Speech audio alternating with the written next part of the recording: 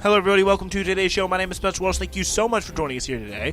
We got a good one for you, as always. We're starting with the top story of the day. Prosecutors are nearing charging decisions after investigating whether former President Donald J. Trump and his allies illegally meddled in Georgia's 2020 election. Some very, very big news there as we look at the second big major case Trump has to worry about indictments-wise. Jordan Neeley, the situation where the man was just murdered, the life was strangled out of him on that New York subway, continues to get more and more light shown on it, justifiably so.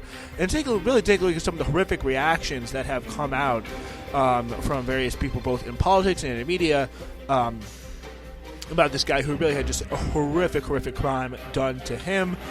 Also, in Florida, Ron DeSantis has just finished out the session from hell, at least from the Democrats' perspective in the Florida legislature. We'll take a look at how some of the Florida Democrats' insane inaction and just absolute pathetic nature led to one of the most right-wing, damaging governors we've seen in a long time for just civil rights in this country. Finally, Tucker Carlson wants to return to Fox News before his contract, or not necessarily Fox News, but TV in general, before his contract expires in 2025. But the question is, what type of fight will Fox put up to try and stop him?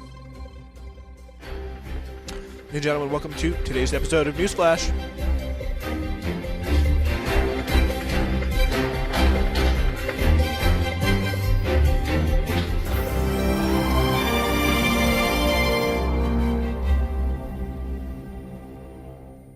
All right, we start today's show with Georgia. More than half of the bogus Georgia electors convened in December 2020 to try to keep former President Donald J. Trump from taking power, pretty much essentially saying, these are the real electors. We're going to send them to Washington, and we're going to get this fake stolen election turned around. This is this plot put together by the likes of Mike Lindell, Sidney Powell, all those crazy people of that time. Of course, that's now been investigated by very interesting grand assortment in this grand jury here, and is largely kind of been considered as this kind of assemblement, and especially the relationship to Trump and behind the Trump campaign associated with it is viewed to be probably one of the biggest new areas of legal danger for Trump here. Let's take a look at the New York Times breaking this down. The big thing here, the big headline story, is that more than half of the Georgia electors who were convened in this December 2020 effort, this putsch, some might say, to try and keep former President Donald Trump in power, have taken immunity deals in the investigation into election interference there, according to a court filing on Friday, and people with knowledge of the inquiry, which is a pretty big deal because it shows, of course, they're willing to cooperate. They're, really getting closer to making a pretty big decision when it comes to how they're going to proceed with this legally. In addition, Craig A. Gillen, the former deputy independent counsel in the 1980s Iran-Contra scandal, has been officially hired to represent a fake elector who could face criminal charges. So this is going to be someone who's going to possibly be not part of the immunity deal, who has been more closely linked to it than others and still may be in a bit of trouble. He's getting a pretty high-powered lawyer. David Schaefer, the head of the Georgia Republican Party, is one of the fake elector who he will be actually representing. So, yeah, it went pretty high up to the head of the Republican Party here. Pretty much electors are anyone who, the candidate or their party can select to go to Washington and serve as one of the votes in the Electoral College to count for president when they do the counting, which, as we now all know very well, takes place on January 6th after each election year. So Gillen specialized in cases involving racketeering, which is among the charges being weighed by Fani Willis, the district attorney of Fulton County. Willis's office has spent more than 2 years investigating the former president and his allies and how they potentially, allegedly, illegally meddled in the 2020 election in Georgia, which Trump lost narrowly to President Biden. A special grand jury that heard evidence in the case for roughly 7 months recommended that more than a dozen people for indictments, and as four women strongly hinted in an interview with New York Times in February that Trump was to be among them. Ultimately, it will be up to Willis to decide what charges to seek before a regular grand jury, which she said she will do after a new jury is seated in mid-July. Her case is now focused in part on a plan to create a slate of electors pledged to Trump in the weeks following, despite the weeks following the 2020 election, despite the fact that Biden won. Lawyers for the electors have argued they're simply trying to keep Trump's legal options open, though when they met in December 4th, 2020, all three vote counts had, affirmed that Joe Biden won. Even before any indictments are announced, the legal jockeying in the case has become quite intense. In March, Trump's lawyers sought to quash the special grand jury's final report, most of which remains sealed. And in April, Willis sought to have Kimberly Dubrow, then a lawyer for 10 of the 16 electors, thrown off the proceedings, according to a motion filed at the time by Willis's office. Some of the electors had recently told prosecutors that Dubrow and another lawyer, Holly Pearson, had not informed them of offers of immunity in exchange for cooperation that prosecutors made last year. So pretty much showing that these lawyers are not doing their job in the court, they're doing their duty in the court. So there's a bunch of very sus crap happening here. A lot of very things that really should not be happening in the court of law happening in the court of law very clearly here. But yeah, right now it seems like there is this really kind of debate over the who gets to represent these fake electors here, and if they are really doing their judicial duties or their legal duties as the hired lawyers for the fake electors. So Dubrow responded to the allegations that she was not telling her clients about plea deals being offered by the prosecution. She said that accusation was, quote, completely without merit, and said she had made her clients fully aware in writing of what she called generalized potential offers of immunity. So that's a very lawyerly term. To really open up the scope here I'm noticing right off the bat. Ms. Pearson, who along with Mr. Gillen represents Mr. Schaefer, called the district attorney's assertions that she had done the same thing entirely false. Both Dubrow and Pearson have been paid by the state Republican Party. And Dubrow's new filing also reveals that 8 of her clients had been offered immunity deals and that all of them had accepted. At least one additional elector who is not represented by Dubrow had made a deal in place, according to people with knowledge of the investigation who spoke on a condition of anonymity as the investigation is ongoing. Dubrow said that in her filing that 2 clients had not been offered immunity deals and now had new lawyers, though she did not name the clients. A recent filing from Kathy Latham, a fake elector for Trump, who is a Republican Party leader in rural Coffee County, Georgia, revealed that she now has her own representation.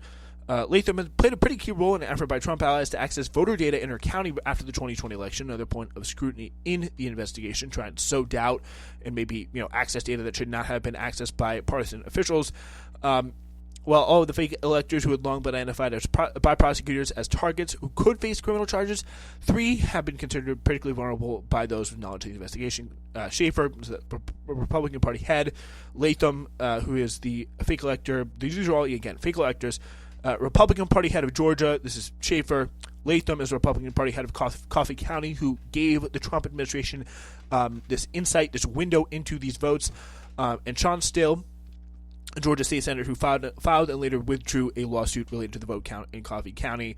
I'm assuming they're looking at coordination here, relationship to the Trump campaign, all of that good stuff, to really kind of delve down on it. So, Still did not respond to a request for comment, and Willis's office has declined to comment. Her office alleged in a filing last month that some of the Trump electors have accused one another of illegal conduct, which is interesting. But in her motion, Dubrow called the allegation categorically false, and she added the court need not take the defense counsel's word for the fact that none of the electors incriminated themselves or each other. These interviews were recorded. It will be left now to Judge Robert C.I. McBurney, Fulton County Superior Court, who's been presiding over the inquiry, to sort through the competing motions. So with that being said, definitely something to watch there, as it could be the biggest next new hotspot of legal trouble for Mr. Donald Trump. Now, let's go to our next story. Really horrific situation, again, continuing to develop in New York City. And really great piece here by Jack Merkinson about it. And of course, this comes in the discourse blog that I highly recommend, but really it comes in the wake of obviously this really sad and just awful story where by all accounts, We really have seen. I think the biggest thing is we've just seen the rush, the first blush instinctual reaction from a lot of these people, whether it be the media, whether it be major politicians, whether it be just how this was generally culturally processed in the first place. It really has been a pretty awful, pretty bloodthirsty, just violent reaction, saying, "Oh, this man who strangled this guy." For those of you who don't know, Jordan Neeley was a chronically homeless, obviously mental health issues up the yin-yang. You can assume that right away. In a very bad spot in the subway, crying out for food and water, and apparently, and again, they were saying, "Oh, he was making threats." They could not prove that he was making any threats. That was a totally BS claim. That was just paraphrasing that just got completely spread like wildfire. Why? Because it factors into people's previous assumptions of homeless people on the train. That is why that got, it got halfway around the world before the truth had time to, kind of pull its boots on. That is what happens. And now we're finally learning the truth a little bit more after we've all heard so much about the lies. And it really, really is not pretty. And so this guy, Jordan Neeley, crying out for food and water, in case you don't know, was strangled in a brutal chokehold in front of everyone in the train car. And the people, by the way, did absolutely nothing, which is really horrific. I'm not someone who is going to, say, I'm not personally a very confrontational person. I don't know if you could get a sense of that from me with listening to this podcast, but, if I had seen a homeless man being strangled, I would have been, as someone who is not a, technically fully grown adult, by any stretch, would I feel comfortable, standing in, intervening in some way? I can't honestly say to myself, that I would, as a normal person, but the reaction from other, the people in the wake of it, from Kathy Hochul, and from Governor Hochul and Mayor Eric Adams, who have been clearly aware of what was happening, been aware of the facts from this, facts of the case on this for what we're starting to see now is way longer than they let on publicly.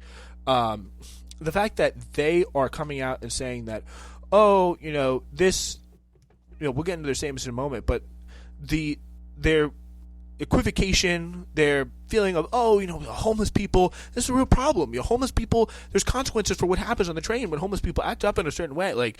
The fact that he was strangled, the fact that, there's some media people saying, oh, this guy, he took matters into his own hands. This is just absolutely psychotic. We'll get into some of that. There really has not been widespread revulsion about Jordan Neeley's death. Outrage is growing, but outrage has not swept across the land. Instead, we have seen people and institutions at the center of power in the city that, really is one of the central cities in the world, viewed as, really should be viewed as an incredible advancement to a civilized place.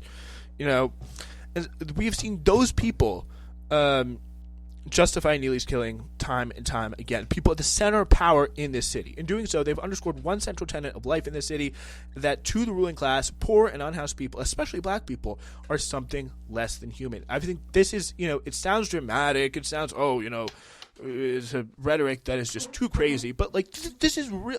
One man strangles another in the street, and that man is, the man who did the strangling is treated like he stomped on like a rat, or he stepped on a bee that was annoying people and it was getting in people's faces and, quote unquote, threatening them, even though we now know that was total BS. That is just absolutely incredible. The blatant nature of, once you're homeless, it doesn't matter how it happened, once you're mentally ill, and once you are in any way struggling in a public space at the absolute bottom of your luck in life, then your life, whether you're able to go home or ever able to really find a home, whether you're able to see your family or loved ones or your friends again, that is now up for debate. That is now, something that, it depends. It depends what you do. It could happen. And if it does, that you get strangled and your life gets snuffed out, well, then you shouldn't have been homeless. Too bad. It really is a pretty remarkable situation. So this is some of the reactions here, highlighted again by Jack Merkinson in the Discourse blog.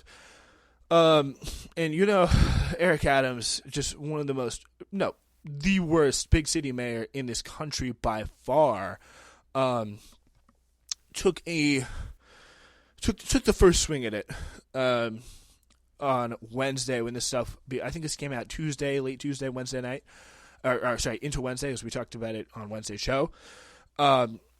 He said, any loss of life is tragic. There's a lot we don't know about what happened here, so I'm going to refrain from commenting further. Like, again, it's really remarkable stuff. Like, again, the video is out. Everyone can see what happened here. Again, it may have been something like, had I had a better opinion of Eric Adams, I mean, he may have just, okay, he's being responsible here. But then he goes on. However, we do know that there were serious mental health issues at play here, which is why our administration has made record investments, again, campaigning off the death of this man, about how good the system is when the system has clearly failed him right here. But reading this full sentence, however, we do know there was serious mental health issues here at play, which is why our administration has made record investments in providing care to those who need it and getting people off the streets and the subways and out of dangerous situations. It almost seems like, again, he's talking about the people who had the inconvenience, the bad luck, the awkward, uncomfortable situation of having to be there in the first place. That is who he's more concerned about. He's more concerned about the people who had to witness this than the poor man who is actually, the life was snuffed out of him. And I need all elected officials and advocacy groups to join us in prioritizing people or getting people the care they need and not just allowing them to languish. Again, no condolences, no acknowledgement of what happened, no acknowledgement of the fact that there was a literal murder, just to call that.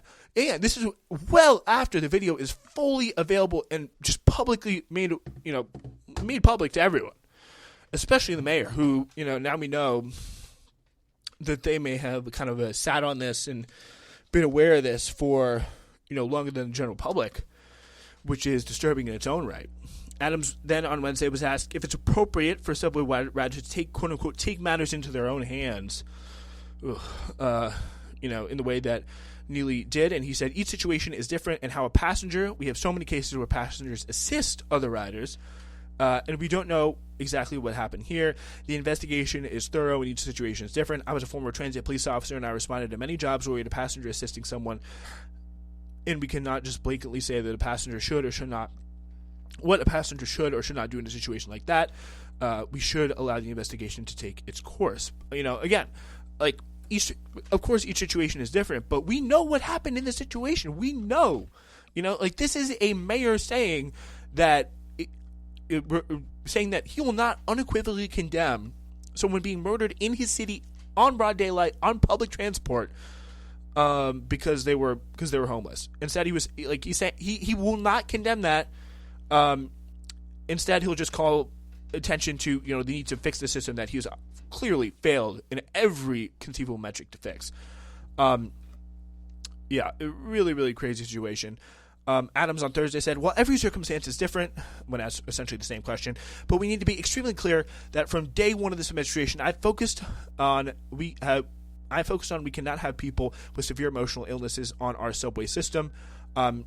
And there may have been people who have pushed back against my subway safety plan and my outreach. Again, it's just all about, the haters don't like me to have a good subway safety plan. Like, I don't care about the guy who just got murdered, and he, of course, plays into it somehow as well because, he's just using this as a pitch. He's using it as another bullet point to say, this is why my program of just doing God knows what with the homeless people, just making sure they're out of sight, just saying, he didn't need to be there. That's the thing. We can't have people who are mentally ill on our subways. That is his first, seeing somebody who just got the life strangled out of him for being homeless on the subway, saying, no, we can't have them there. Not, that psycho ex-Marine shouldn't have done that. No, it's, we can't have them there. They're the problem. Governor Hochul probably had even more of an insane statement. She said, one element we haven't talked about is the $1 billion investment in mental health services, so we don't have people who are homeless in our subways, many of them in the throes of mental health episodes. And that's what I believe are some of the factors here. There are consequences for behavior. Again, which behavior? What consequences should they face? It's absolutely incredible. She followed up on Thursday by saying Neeley's death was horrific and that the family deserves justice. The New York Post on Wednesday phrased it as a dramatic new video showing a strap hanger taking matters into his own hands, pinning down an unhinged man in a deadly incident in a Manhattan subway station this week. Again, the man was crying out for food and water. He's clearly, this is something like, if you're fortunate enough to be able to go home to an apartment in the most expensive city on the face of the fucking planet, like, the least you should do is just avert your eyes and say, this guy was not threatening anyone. He wasn't getting him in the face. He wasn't brandishing a knife at anyone. This is just clearly stuff that he was not doing. And if you're in New York City, if you're in any city on a public transit route, and you have you're in the socioeconomic situation where you want to ride the subway, you have seen this situation before. But there was an unhinged man, and I'm not talking about the homeless man. There was an unhinged, mentally unwell man who thought that this would be okay. And a significant part of our society is going to be completely okay with it. This is an incredible one. Batya Ungar Sargon, of I don't even know where, but she's a pundit who's been in a lot of places. Pretty much known for having some of the worst opinions in the world. She says, I ride the subway a lot. Again, I doubt it, because if you had ridden the subway a lot, and you had this kind of mindset, you wouldn't have murdered someone already, because there are people who do this all the time. If you truly believe this stuff and you ride the subway all the time, which you don't, because you do believe this stuff, you would have straight up killed someone. Not a week goes by that a mentally ill person in the car doesn't get on and terrorize the entire car, especially women, especially Asians. Usually the men just sit there and pretend it's not happening.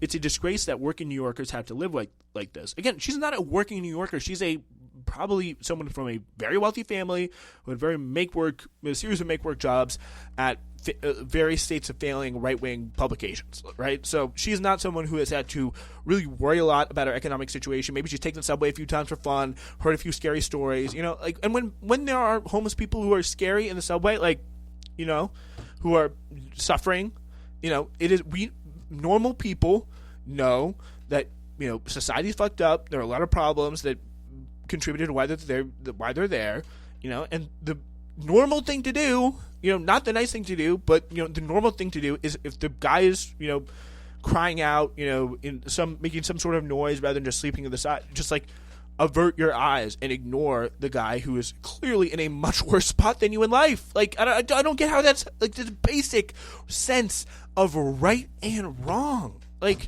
And again, just she's assuming that, have some humility. Maybe have a little humility, she says, before you tell a working class person that it is the human right of a mentally ill, drug addicted person wearing no pants to stream in their face and wildly gesticulate at them every day while they're trying to get to work so they can feed their kids. Again, just speaking on experiences that working class people have to do with every single solitary day, and they know probably, and they understand why this is happening, probably with much more clarity than Ungar Sargon does. But and go through this experience every day and handle it like completely normal people, because that's what I've done. That's what 99.9% of subway riders have done. The people who don't ride the subway are the people who are going to regularly say stuff like this, that it's okay to quote unquote take matters into your own hands when someone makes you uncomfortable in a public place, and just murder them. That is a really remarkable situation. No one is saying homelessness is good. This is a real problem that people, some liberals fall into the trap and saying, homelessness is good, but I think a lot of people, much more often than not, I'd say it's a straw man, but, Pacha Ungar Sargon is no, homelessness is good. Liberals want you to think homelessness is good, and this is a perfectly fine situation. No, it's because of horrific capitalist policies that have just really targeted people. And I heard the other thing about being he had 40 arrests. Are you familiar with the criminal justice system for homeless people in New York City? Is literally designed so that you get as many arrests, a rap sheet as long as possible. The homelessness is criminalized in New York City and in every other major city in the first place, which is why homelessness is such a pervasive problem in no small part. It is a big part, because there is no real way. There is no way in our criminal justice system, all the people who try to fix it could just run out of office and smeared away by just feral police officers.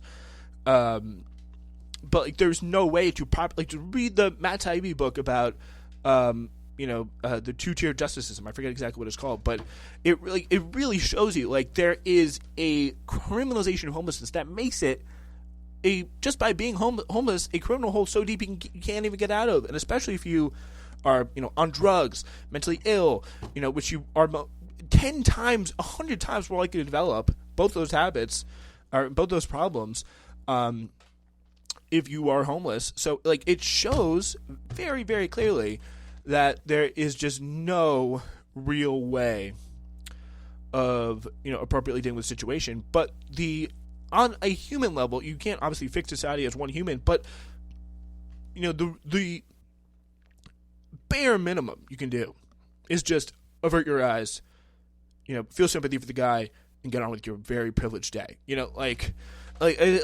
really is not that hard. And by all accounts, this was not someone who was particularly dangerous, not someone who was particularly threatening, but because he was making a little bit of noise and disturbing the peace, he was murdered and strangled like it was nothing. So really, really horrific situation.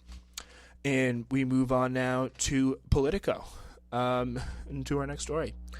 With Ron DeSantis. So Florida's Republican-controlled legislature has ended its session calmly on Friday, wrapping up a monumental stretch of lawmaking that will serve as a springboard for Governor Ron DeSantis when he begins his expected run for president over the next few weeks.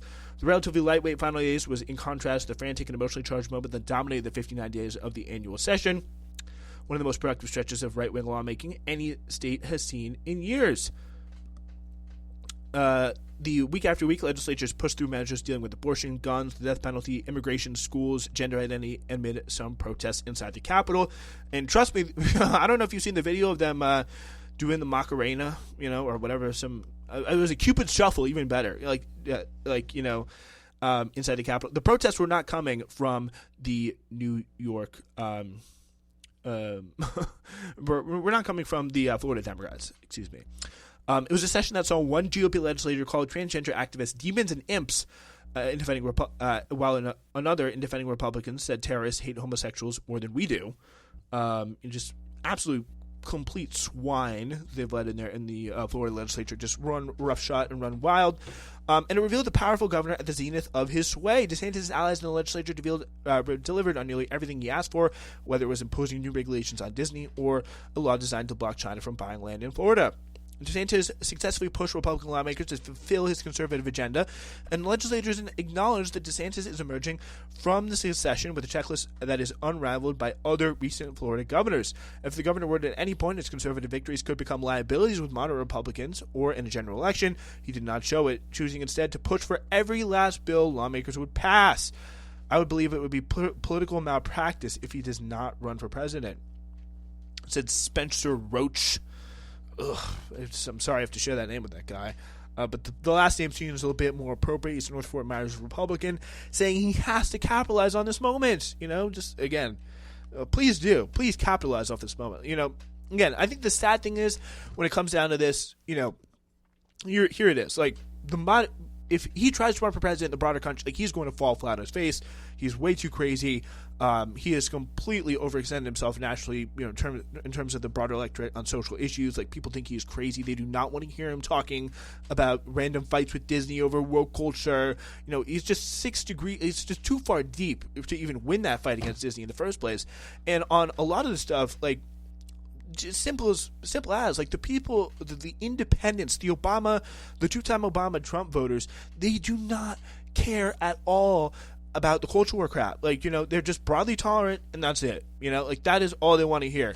Maybe a little bit of fear mongering about immigrants from a kind of take your jobs mindset. Like that's all they will really tolerate. This kind of crazy stuff about gender ideology and the kids, like, teachers in school chopping off your son's penis or whatever. And because of that, we have to start banning books. Like that is not a normal thing to a lot of people. So in terms of broad national scene, DeSantis is absolutely screwed. There's no ifs, ands, or buts about it. Trump has completely picked the winning lane here.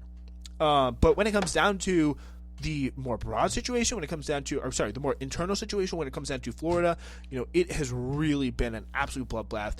Florida has been set back many, many years into a whole new age, really, when it comes to just authoritarianism in every every level, just attacking the civil rights of every conceived group, from workers to every single type of sexual and gender minority.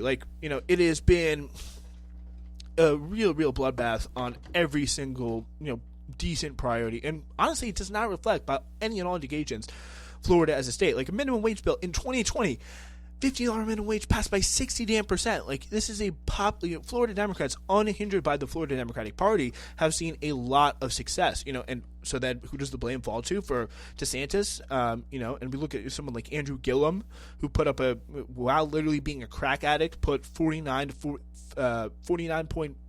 to 50.1 type margins on Ron DeSantis. Like, he was able to do that while dealing with some really severe personal problems.